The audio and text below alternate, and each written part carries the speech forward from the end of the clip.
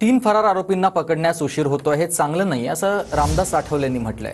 पोलिसांनी कुणाच्याही दबावाखाली काम करू नये असंही रामदास आठवले म्हणाले। फक्त मालमत्ता जप्त करून चालणार नाही, सूत्रधाराला पकडणंच आवश्यक आहे।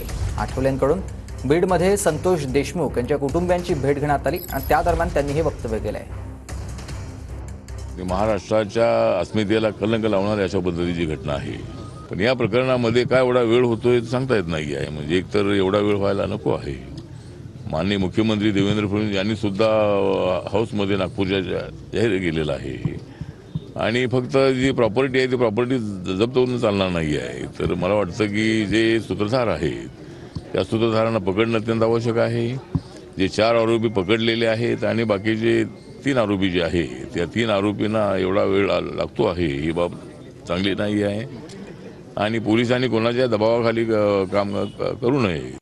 राज्य सरकारला किंवा पोलिसांना काय एखादी गोष्ट किंवा काय त्यामध्ये त्यांचा अंदाज येत नाही, तेवढे इन्क्वायरी सीबीआयकडे जात असते। पण आता सीबीआयची इन्क्वायरीचा जो विषय आहे तो राज्य सरकारने ती शिफारस करावी लागते।